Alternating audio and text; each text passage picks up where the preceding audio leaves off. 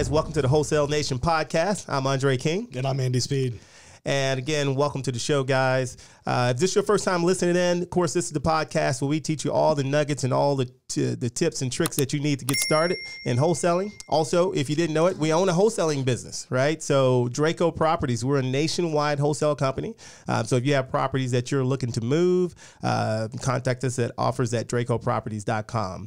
And guys, of course, we need your help. If you like what you hear today, don't forget to hit the like button. Don't forget to subscribe and leave a comment. All right. But we're going to get this show kicked off. If you can see us right now, you can see that we have a special guest in the studio today. We have our dear friend, Mr. Gabe Rodarte. Gabe, thanks for being on the show today. What's up, guys? Excited to be here. Hey, excited to have you. Thank you for coming. Yeah, for sure.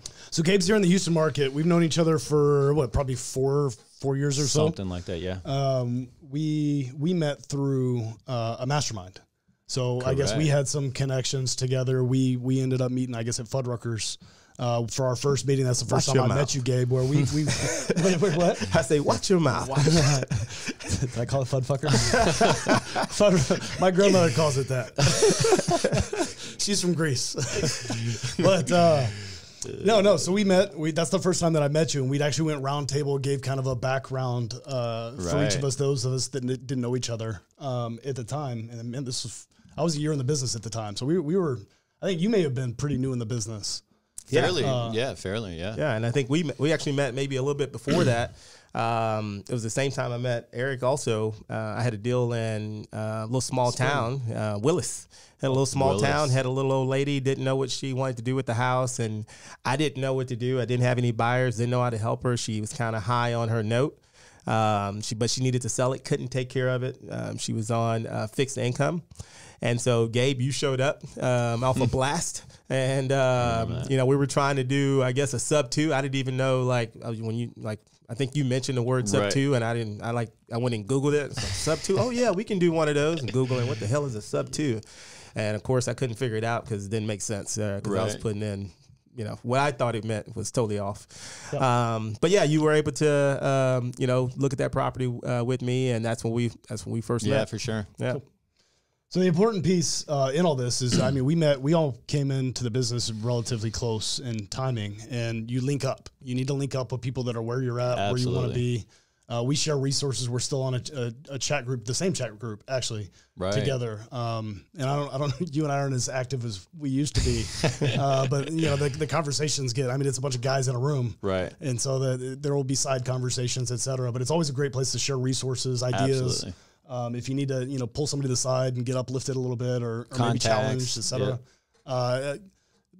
If you're new in the business, get connected. That's the only way that you're really going to make it. And all of us have made it. I think we've kicked a few people out of the group. We've added a few people, but for sure. Yeah. We had fun kicking some people out, but get connected, guys. Absolutely get connected. Go on the Facebook group, join Wholesale Nation. We have our set of core values that we live by, and we welcome anybody that, is willing to share and put forth some effort, et cetera, to better themselves and their families. All right. So, Gabe, that brings us to you. So tell us a little bit about yourself. How did you get started in real estate? Yeah. So, we got started, I was doing construction back when we first got started. I was doing flipping for other investors, other realtors, other folks. And that's really how I got involved. I remember being on the curb of this guy. We're doing his rental, and this was like his third rental, and he had no clue what he was doing. Mm-hmm. And so I just remember going, this guy, I know I could beat this guy. How do you get the money? Like, how do you do this thing? Right. What year was this? This had to be like 13, maybe even 2012. Okay. So you were still a contractor. Still a contractor, yeah. When did you start flipping? Well, I was flipping then. I wasn't flipping my own properties. I was helping my other investor partners flip. So I was mainly just a contractor guy. Right. Mm-hmm. So when I really started doing my own flipping, it had to been in 2013, 2014. Okay. So right around then. And then just learn the ropes through there. So yeah, but that's really how I got started, is just working for other people as a contractor. Now look, I'll just tell you right now, I wasn't the best. Okay. I knew how to do stuff. I knew how to move quickly. We knew how to run the crews through the stuff. Mm-hmm. But I was getting burnt out. I was tired. I was running like crazy. So how'd you get into that part? Like even the construction part, you can't just walk into it. Like, yeah. Were you doing that? So in 2008, so my family has somewhat of a construction background. So really in 2008, we got married in 2008, crash happened, you know, and I had no money. I mean, I was in debt from another business that I had before. No cash. So I just like, you know, and this was just part of my story. Like I had to figure out how to go to people and go to guys like Andy and say, listen, I'm good for my word, but I need 50% down. And that's really how we got started. And people just from word of mouth and stuff, we just started growing and growing and going from there. And so got hooked up with a couple realtors who knew a lot of investors. And then that's kind of how we got going in that direction. So, yeah, we've gone through the whole thing, and as far as from starting a construction company with no money, no cash, to starting a real estate business with no money, no cash. Right. So and so what took you to investors though? Because a lot of people in construction would do like retail type stuff, right? Versus going to investors. So I've always wanted to get into investing. I have some family members who've always had investment properties and whatnot. I always liked it, and then we signed up to a national coaching group. And that was okay. Let us know a lot. I got connected with quite a few people, and I just couldn't put the pieces together. And so that was like a whole year of, from postcards going bad. I mean, we printed out these huge postcards, colored and everything. They sent them back to us. Said your whole line was on the wrong side of the thing, and we spent so much money doing things wrong.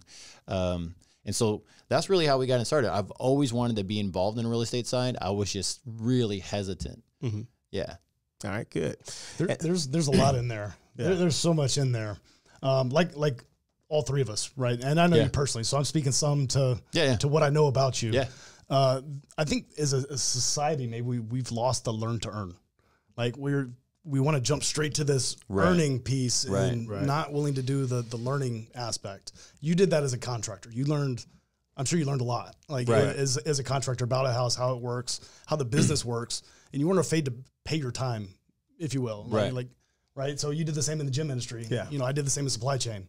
It feels like it's a lost art because everybody wants to start at the top now. I get it. We're entrepreneurs. We want to get there, but there's that learning aspect, right? There's nothing wrong with being a contractor for 10 years, learning how to build a house inside and out, learning the business as you go, and then starting your own. Right. Yeah. And you look at like the E-Myth talks about being a technician. So you were the technician at that point. You knew how to put everything together. So what was that going from that shift to being the actual flipper, right? What were your biggest challenges through that? Being the actual flipper, one, I didn't know money.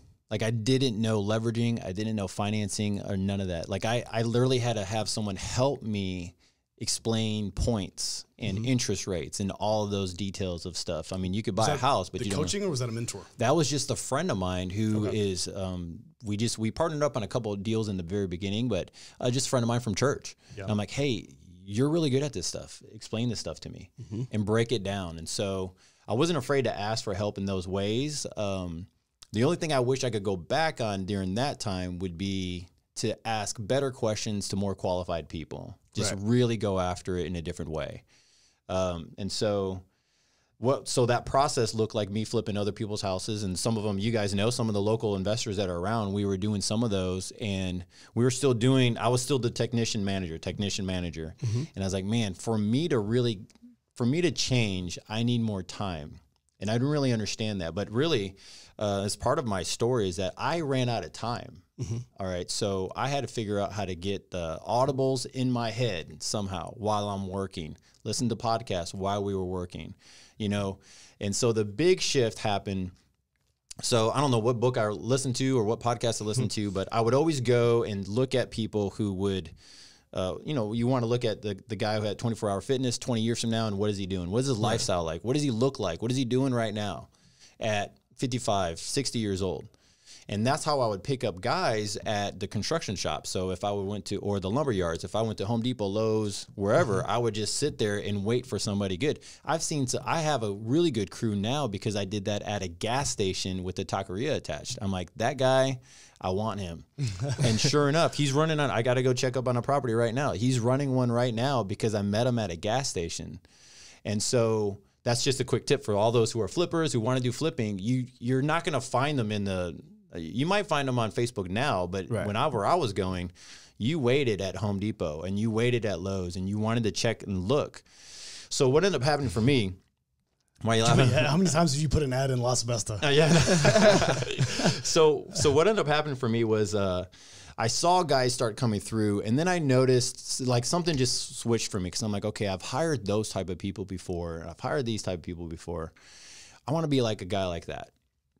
Or I want to be like a guy with a truck that has this, and I want to be stuff. And the difference really isn't too much when you look at somebody who's out of a basic truck that you probably see maybe has 2 crews, and a guy who has a souped up truck and he looks as professional as possible. And I started looking, I'm like, I don't want to be here at 7 o'clock in the morning for very long. Even if I ran crews and multiple crews, you still have to be up and making sure the crews are up and going. And I know guys who are very successful who are, commercial buildings, barndominiums are like, you got to make sure your guys are out there doing their job. Somebody is, or you're making phone calls and you're doing that. It's just not something I wanted to do for forever. Flipping sucks. So that's when I started looking at saying, okay, what can I start doing? I need more time. And so by getting more time, there's only so much time we have in a day. So I was like, I need more time to educate, to learn, to get the experience, because I've already done it in a different business. How am I going to do that here? And so the way I say it is that there's only a few ways to collapse time. One, you got to get a ton of audible. Something has to get into your brain, right? Right. And then 2, to get some type of mentor or coach or something like that to just help you go in leaps. What are you listening to right now? What am I listening to right now? I just finished the Next 5 Moves, and I'm listening to Store Brand right now. It's actually a pretty good book. Good. Yeah. Good. So yeah, the power of a mentor to kind of speed up the process, right? Absolutely. And also just the education that you were putting in yourself while you were out there still doing the work, got you to wanting to do this thing on your own, right? So then you got into flipping, right? And how long did you do that? I know you've kind of branched out. You do a little bit. You do some rentals. You do a little bit. So I do. So we do some flips still.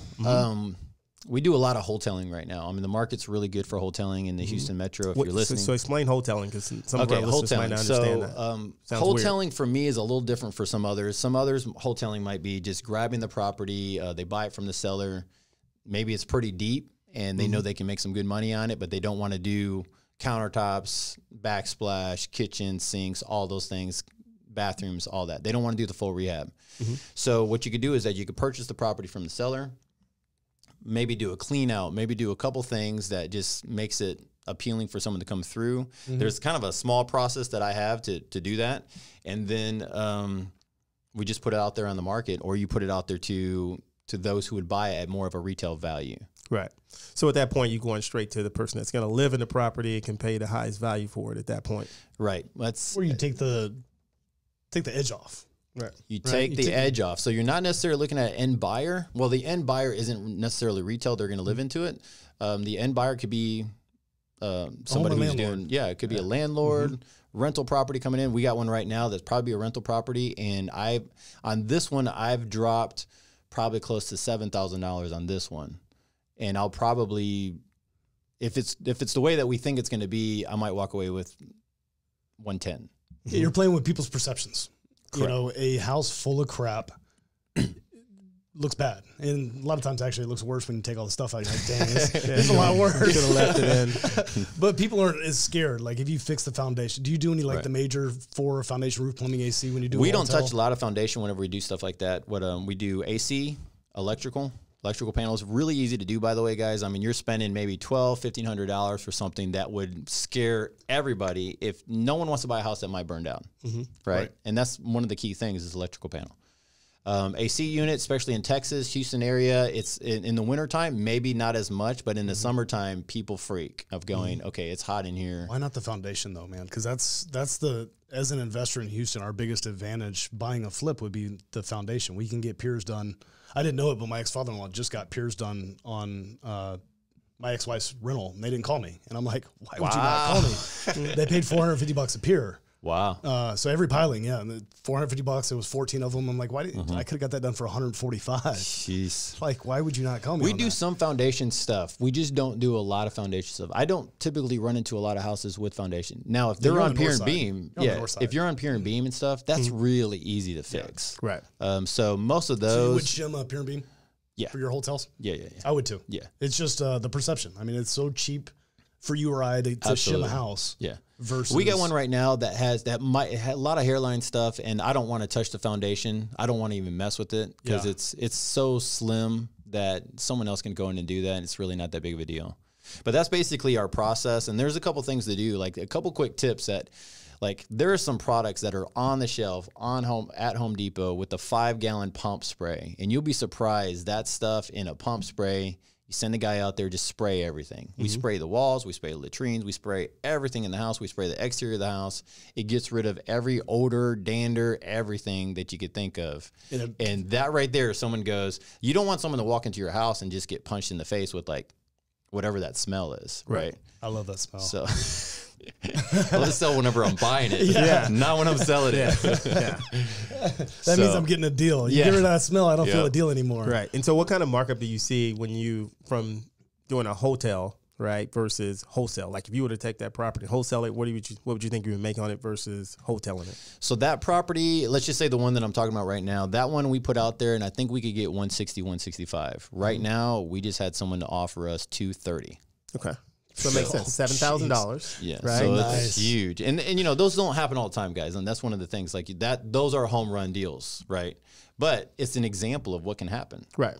right? So we had to. So that particular one, we cleaned up. We chem washed the roof, chem washed the side of the house, which was really good because that way, I mean, the paint. We thought I was like, man, this is gonna need repainting on the outside. Oh man, the chem wash, it looks bright white, and I'm like, this is awesome. Yeah.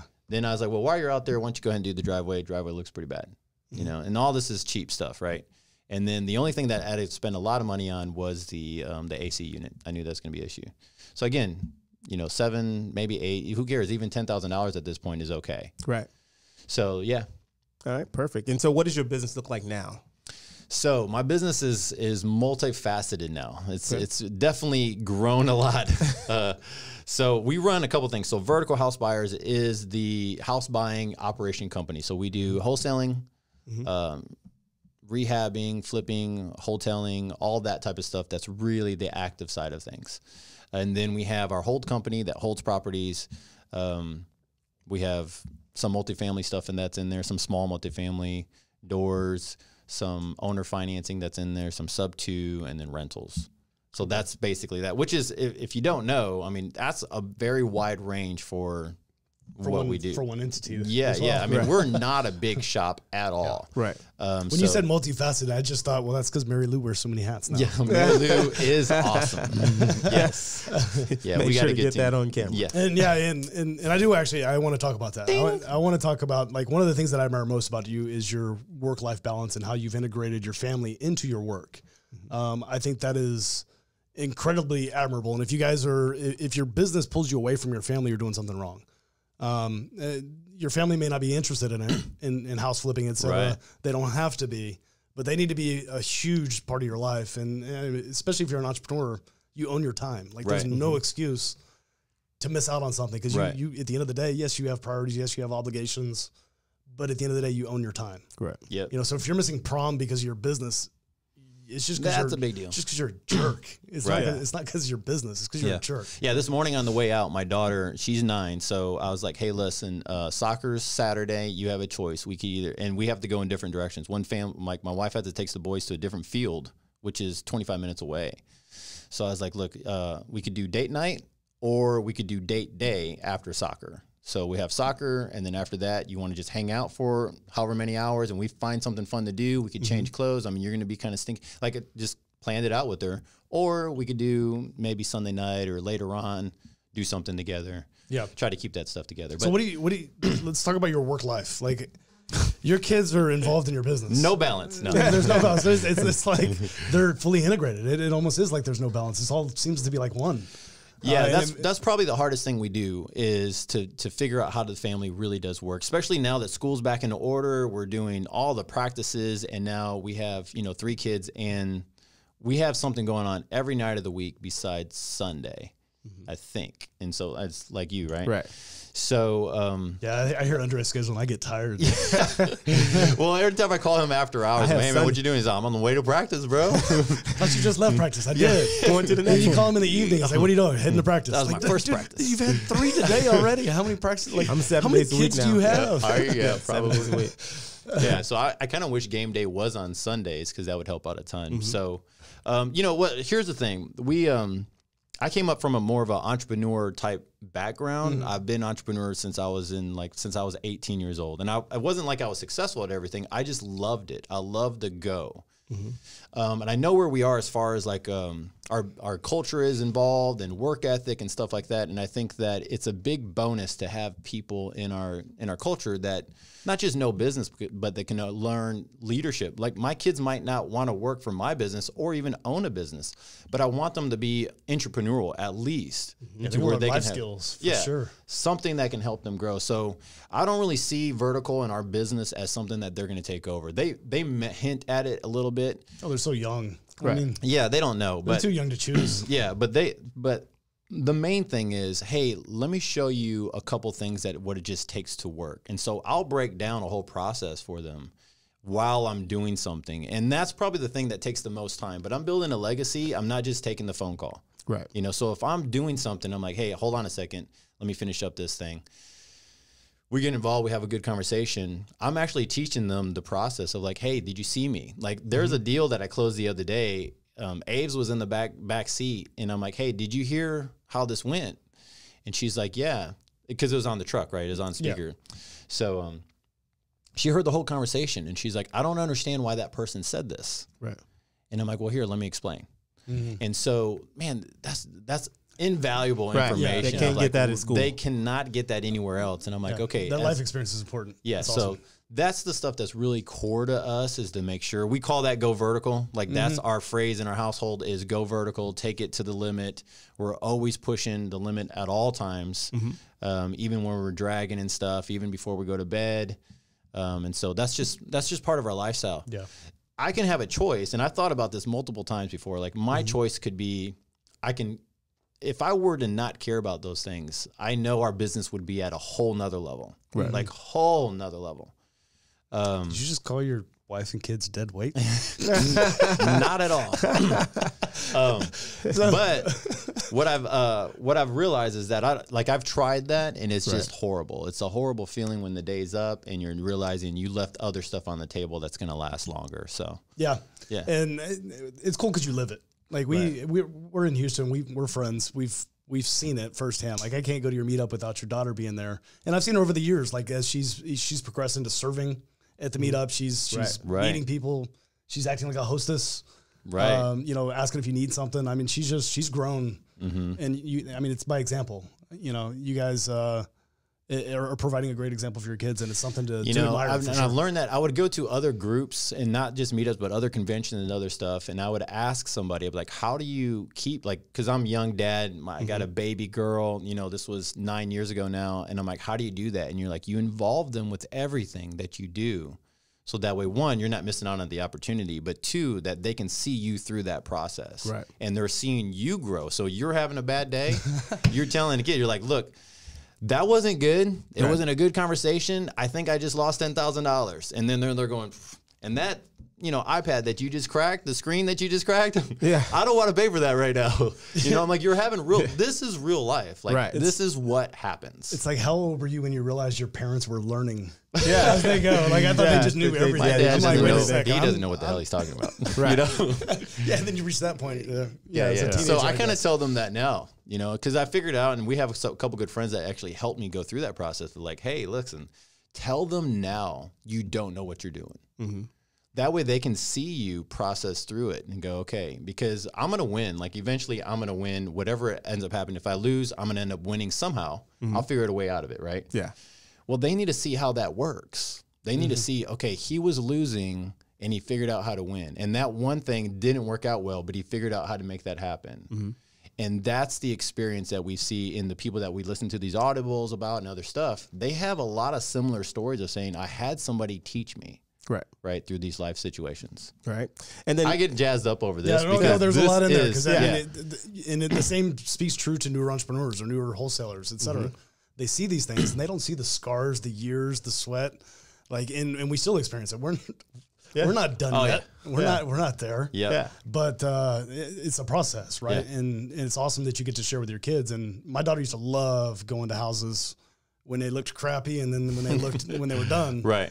She loved that transition, and she wanted to be in real estate at the time. Now she wants to be a scientist. So now I get to go to creeks and do all the life science stuff. Tadpoles. I've seen enough houses, so she's like, I'm done with that. I'll just own the ones that you have. Like, what are you talking about?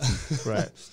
And so how do you separate the two then? So at one point you got to have like family time. Right. Like how are you able to separate business from that? Because that's where I think a lot of people get in, and then they may get it all in together, and then they're like, oh, now we're just like one big we're a company. All business. Yeah. That's actually what happened with us. Yeah, that's exactly what happened with us. So we were growing, things are happening. She came on full time. We're growing, stuff is happening, and then we're like, this can't be all of it. We got more to do, and we're involved in a lot of nonprofits. We do a lot of stuff in the community. So it was actually just an amazing opportunity that she was able to take on. She does some traveling across seas and stuff. Now that COVID stopped, that's actually helped because she does stuff locally.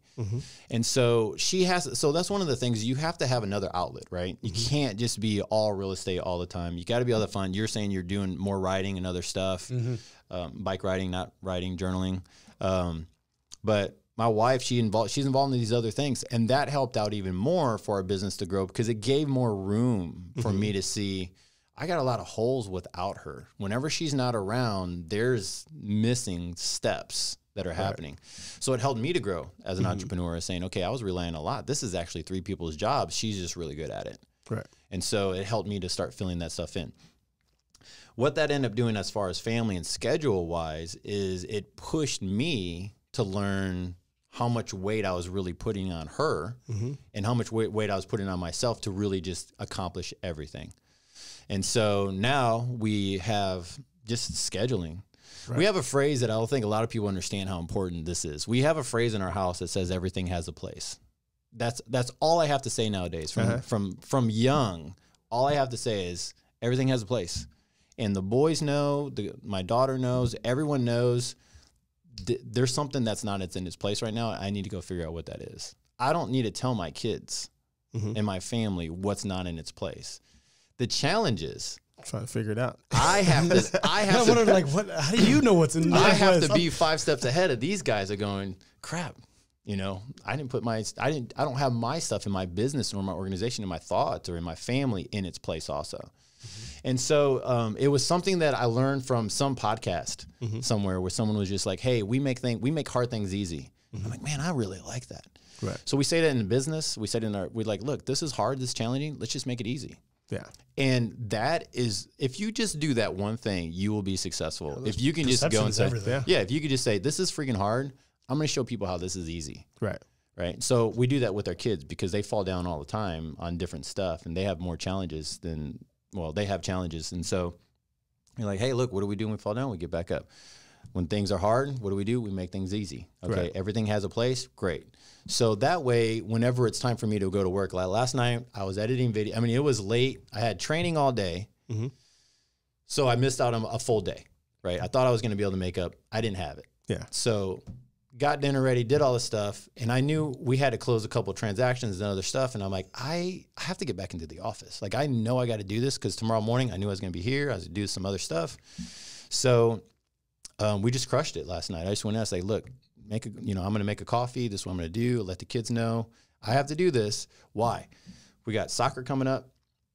This whole weekend's going to be taken care of. If I don't do this, I'm not going to be, and I'll tell them, if I don't do this, I'm not going to be fully present with you. Right. I'm going to be thinking about this other stuff because they need to know while I'm hustling. Right. And then I do this with the team too. Like I'll let people know, like I'll let my team know I am doing these things because I see what's happening in December. Yeah. Like December is going to happen. We're not going to be ready. Right. We got to do this. It's amazing. right? And so that's some scheduling, right? And planning. That is and tough. being prepared, and having a vision also to know what's going on ahead, right? And that's really a leader, right? You're setting a direction and setting a pace for the team. So that's why you're sitting in that seat, right? Yeah. And so you also have your meetup. We right? have a meetup. Yeah. And so how long have you been doing this meetup, first of all? Man, this meetup's been going on for about 4 years. Okay. Why get involved with it? Because when I first went over, I think someone else was running the meetup. I think the first time I've ever went, I think, right? I don't remember how long ago it was, but it's been about 4 years now that you've had it, right? It's 4 years that I've had it. 4 years that you've had it? Yeah. Yeah. So about 5 years total. 5 years. There was I don't remember who had it. Logistically, it makes sense that you would have gone to that. Yeah, it was it's a 15-minute drive for you. Yeah, it was one of the first meetups I went to, other than Steve Dancer had a meetup. Gotcha. And I think it was at a community center, kind of like an old folks home, something like that. Yeah. I love how you hesitated to say that. Yeah, it's kind of like, it's actually a community center for elderly people. It's in the Woodlands area. Yeah, I went too, and it definitely felt like an old folks home. No, it was. It was. Yeah. It felt like it. It's not, but it feels like it because it's ran by them. It's very clean. Everything is clean. Yeah. It's popping right now. Yeah. So yes, it's the new party it's spot. the cleanest place to go. So this is before you took it over. Yeah. it has been moved. Yeah. So tell us about that experience. Like, why did you decide to get started? So basically, like that? The person who started it was actually the first person. So this. Here's a little bit of hope for those people who don't know what in the world they're doing. You got which was me. All right. I just needed to find someone that I could team up with. So the same person that really helped me get started was the person who started this group. And so when I say got started, I mean like we had to borrow money for everything. So I don't mind leverage. Some people don't like that. I like leverage. I'm okay with it. And so because I've just lived through leverage, and I do well now because of leverage. She helped us out in the very beginning, and then she was like, hey, look, I don't want to go into Houston all the time. And so she's like, I'm just going to have a small group, a room like this size, and was just like, let's just go meet up. And so it was like 3, 4 people, 5 people, 6 people. And then it was kind of like every other week type deal, or every week, and then every other week. And once it started becoming something, it was like once a month. And then it was, then she named it. Yeah. And then I bought it from her, all this stuff, because she's off doing a lot of other things. We're still friends. I just saw her the other day. And she's doing way other creative things than I would ever do. And so, took it over. Makes sense. And then we just kept on growing it from there and try to build it out more and all that. Why, though? Why? Yeah. As far as running a network Why group? Why did you do that? Yeah. Yeah, why did you decide to get a network group? That's a good question. How about an easier question? How about now? Why do you do it? And I know back then, what was your motivation? Maybe different from now, but why now? Why do you? I know you look forward to it. I hear you talking about it. Yeah. And why do you like doing it? You've done it all through COVID. You've done the virtual thing. Yeah. Like you're continuing to do it. Yeah. Right, we're actually just now. So networking groups are going in waves, right? And a lot of people don't know that. You go in waves with as far as the season goes, as far as the calendar year. And I really had a misunderstanding of how to really even run a group, and how all that really worked. Whether they're there for me to speak or they're for someone else to speak, and really what's going on. And in all sense, it's networking. Like, people want to go to connect with people. Right. And so I like the connection. Without connection, I wouldn't be in this. You mentioned it earlier today. So I'm literally looking for people all the time for me to do business with, and better business with, more deals or better transactions, financing, whatever it is. And I think there's a ton of people that are out there doing the same thing. They just don't know where to go. Right. Yeah. So why not put together the room? Exactly. Yeah. Like you're doing. Yeah. Yeah. So I just figured, we just keep that going. And now it just goes in waves. And now as talking with you, I'm adding a lot more factors to it. COVID has helped out a ton to help us do that.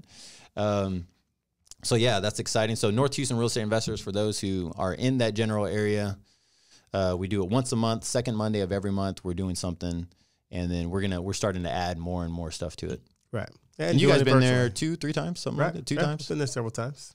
I've been there a lot more than 2 or 3 times. We spoke twice. We spoke at it twice. Yeah. Yeah. So we bring all types of people in, like you guys. We'll bring in wholesaling, we'll bring in investors, we'll bring in lenders, we'll bring in all types of speakers that are just specialized in what they do.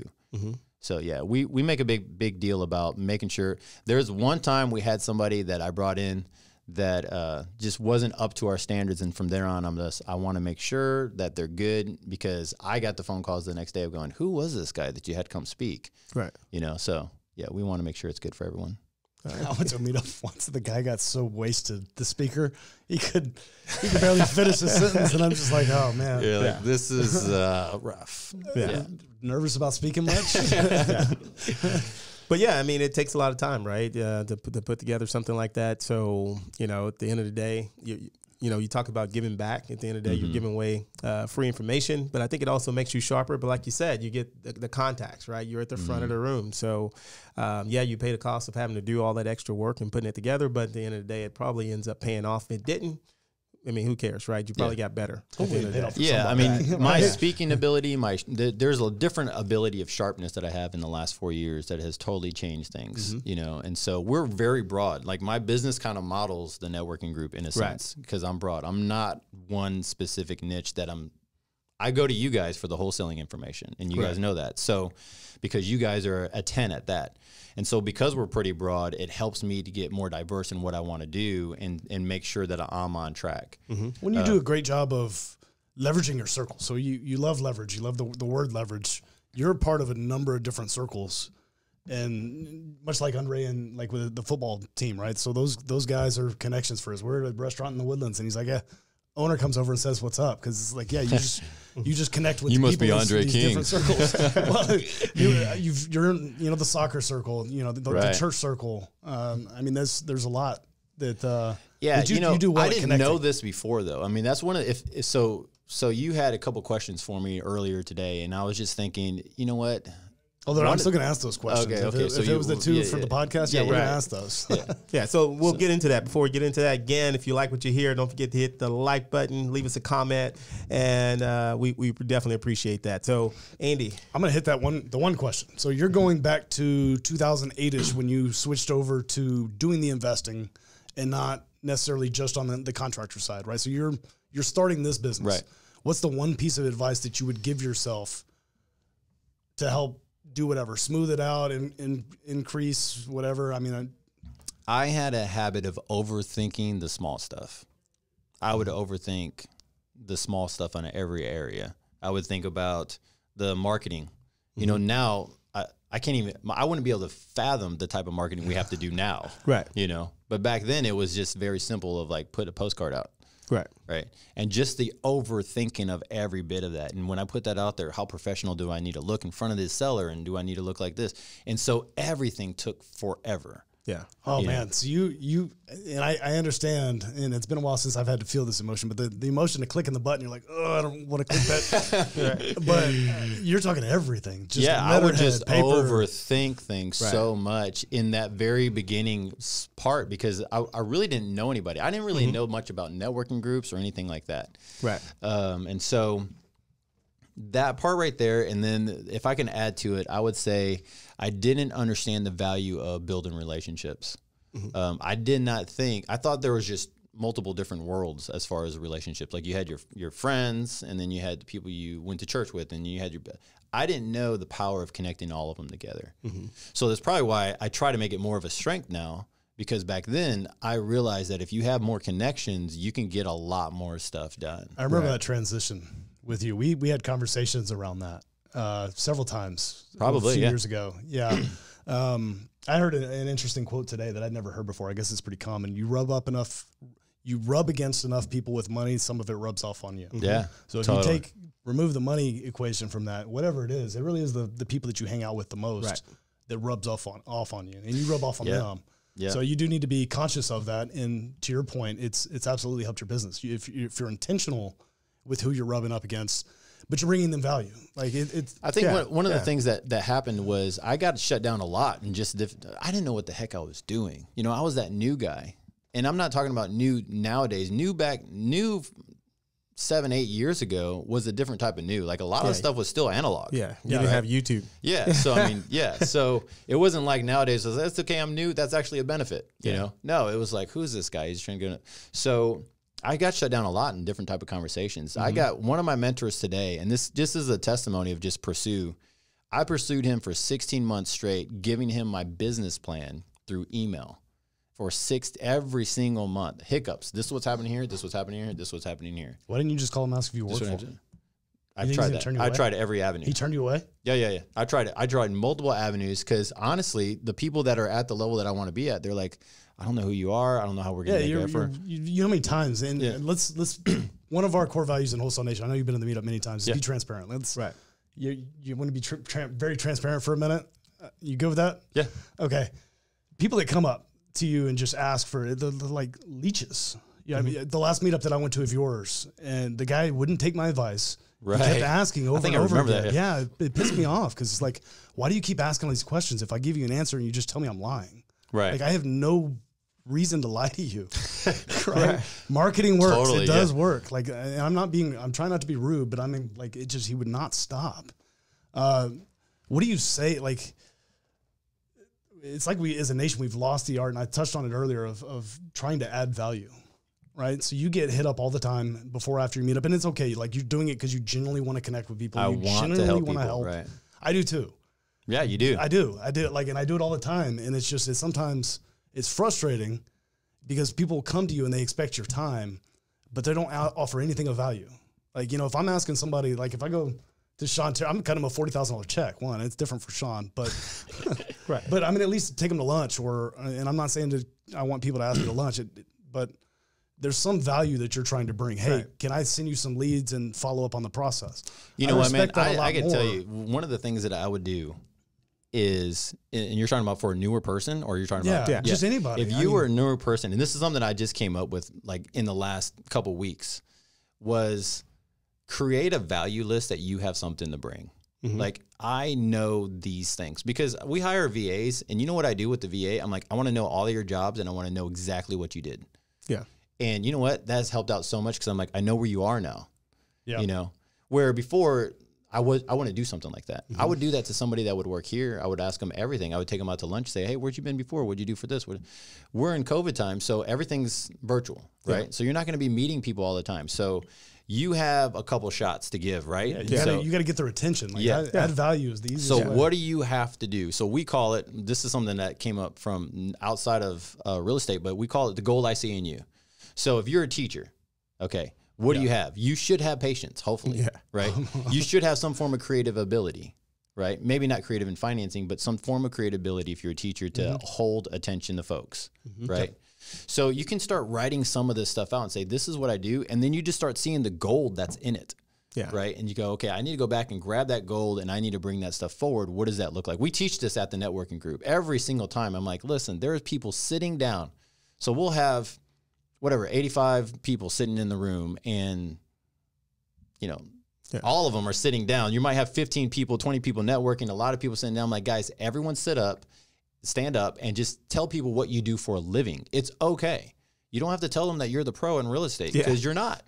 You know, be transparent. Real estate investor. Yeah, I do this. Like, I'm up here, I got the mic. And I buy houses. I have a wholesaling company. Oh, how many deals have you done? Haven't done none. Yeah. What's your company name? Prestige Worldwide. Yeah. It's like the card always says CEO. But like you said, but if you tell that person what you actually do, then that person, oh wow, we can use that. Or I used to do that also. And then you're like, oh, then that person able to help you out. I love doing that with people. So that's what I would suggest to do is write down the values you have to give. And then number 2, you can say, what value do you need right now? Like, go to the person and say, what do you need right now? And this is if you're looking for like if someone calls me up. So we have a guy who we're helping him out through the process. He calls me up and he goes, dude, have you heard about this service that you can sell these properties to? And he's talking about, and at first I kind of brushed it aside. And it was a 30-minute conversation. And I was like, okay. And as he kept on talking, I'm like, listen, this is good information, but we're going in circles. This is what I want you to do. And I gave him directions. I was like, I want you to go to the Facebook group. I want you to go to this other stuff. I want you to go to this website. And I want you to go to this other stuff. And I want you to report, it's Friday. Tell me Monday what you found out over the weekend about this company. If they're legit, if they're not legit. I was like, let me know this stuff. Mm-hmm. And they never come back. And most of them don't. And he did. Good. Yeah. You know, and he goes, look, this is what I found out. This is what's going on. And I'm like, okay, so that's step 1. I'd rather that happen than go to grab a lunch, right? Because lunch is great, and I get hungry, I understand, but we can accomplish so much more within 30 minutes. And then we just keep on going. Yeah. You know? So, but he had to bring the value. Yeah. Right. And now we can have conversation. Now I'm like, hey, we had that. It's just the same as like whenever it's weird. Like real estate's so unique. Yeah. Because I know you from looking at a house I didn't buy. Right, because we walked through a house. You're very professional about the whole thing, and I was like, "Man, this guy's really professional about the whole." I mean, you had a briefcase. He was nervous holding his briefcase. Those who don't know, Andre used to bring a briefcase everywhere he went. I think that was a security blanket. It was coming in here with one. I think that was a security blanket. I think it was. And I'm just like, man, I don't know, dude. Like, is this guy for real? You know, so you're walking away saying, I don't know if this guy's gonna make it or not. You know? Andre brings a briefcase. He will bring the professional. Right. Yeah, he brings the A game for sure. So Right. that's why he's here. Yeah, for sure. So, but you know, I'm the one showing up in flip flops. Yeah. Yes. True. But I like that. You know, find out, you know, what you bring to the table, and then find out what you need. Right. And that's how you really start finding a mentor. You can find out what you bring to a mentor. Like you said, a lot of people, they feel just because you knew that you can't bring, but you are you, and you're the only you, right? So you bring something to the table. You need to figure out what it is. If you want to stand apart, like picture your hero, right? So we'll say Sean Terry. I use Sean Terry earlier. Mm-hmm. When you go to meet Sean, though, don't treat him like a celebrity. He's a person. Yeah. Right. He wants to be like, he desires to be just treated like a normal person. He's got failures. Like we've heard some stories of the guys struggling with stuff, and it's just, he's normal. So don't dehumanize them. They're still people. He may be busy. Like you took 16 months for your mentor. Was it Tom? Yeah. Tom. Okay. So Tom. So you chased Tom for I wanted him to runs. Like I wanted him to come in and say, tell me everything. Tell me what I'm doing wrong. Tell me what I'm doing right. Yeah. Tell me how to modify. Like this wasn't, I'm not looking for someone just to. What would you do different? It took you 16 months. Tom's pretty approachable. Mm-hmm. No. This is for massive amount. This is for time. For like massive, now, like I'm going to go up to his ranch. We're going to go do some work out at his ranch. This is to build a relationship. This is the misunderstanding. Hey, when you go to his ranch, you know, I talked to Seth about going up there. All right. I don't really want to hunt, but yeah, we don't hunt. So the thing is, you can pay for a coach, but you can't pay for a mentor. Mm-hmm. Yeah, you can pay for a coach, but you can't pay for a mentor. I paid for a lot of coaching, and I was like, I need mentorship. I have all of the pieces. What do you mean when you say that? You can't buy their... No, so explain that. So that's key, what you just said. So coaching, we can do coaching. We can help people through a process, but normally there's an end goal, right? And there's a monetary value at some point. Mentorship is really when you're really taking on someone's, what do you say, persona, who they are. Like they're imprinting their seal, basically. So it's the investment level on the behalf of the coach or mentor.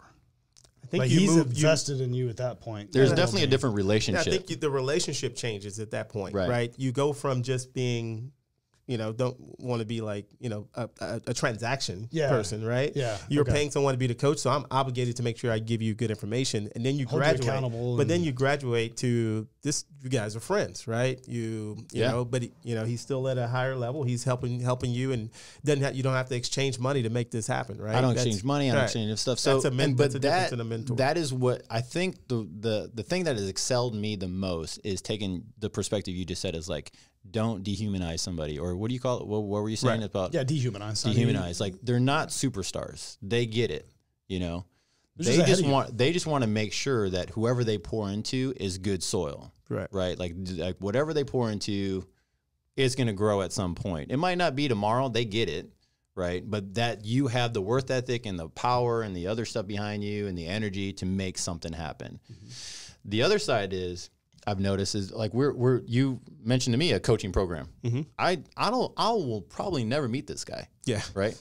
Great coaching program, great stuff, but that's different. I don't want a mentor like that. Mm-hmm. Right. So that's kind of the difference. So I think that people misunderstand that. Right. And so they'll go to Andy after a meeting or whatever it might be, and they say, hey, look, I want to do these things. And really they're looking for mentorship, but the extent of the kind of where they're at is just to get coaching on what to do next. Right. And so that's the way I look at it. Yeah, absolutely. Okay. And so as we wind down, I know that, here in Houston, you have your meetup and things like, but how do people reach out to you? You go to mainly Facebook, see me on Facebook, Gabe Rodarte, Vertical House Buyers. Definitely go to North Houston Real Estate Investors. That's all over Facebook, and that's really what we hammer out. So really easy to get a hold of. All right, perfect. And anything you want to leave our listeners with? Guys, look, man, I've known these guys for a long time. They're good friends of mine, and I just want to say they know their stuff. And so those who are listening to this podcast and watching the video right now, I've seen a lot of other stuff. Like I said, I've been part of other coaching programs, and these guys, even at the networking group and the meetup, man, you guys give more content than I've seen other people in a compact time. Right. So you really have the nuggets. So you guys got to follow these guys and really track them. Appreciate that, Gabe. Yeah. That guy that puts together the presentations, man, he nails it. Yeah, that guy. Yeah. Undrea's over here like, no, the guy that executes it. Yeah, he puts it together. I just the emojis. That's what it is. The emojis on the screen. We've got it down though. Isn't it amazing how you go from like being nervous about speaking in front of people to not even thinking about it? Yeah, it doesn't even. We just show show a up. difference. Like I'm gonna sound like an idiot regardless. So why not just have fun doing it? Andy doesn't have to get drunk anymore, so we're good. Well, guys, again, Gabe, we want to thank you for coming on to the show. For sure. Live in the studio, which is always a good thing to see people. And again, if you want to contact him, IG, and then also Facebook group, right? Yeah. That's the way to contact him. For us, you can contact me at Undrea King on IG. Andy, Facebook. There you go. So hit Andy up on Andy Speed on Facebook. And then, of course, our Facebook group at Wholesale Nation. But with that said, guys, I want to thank everyone for listening. Y'all come back now. You hear?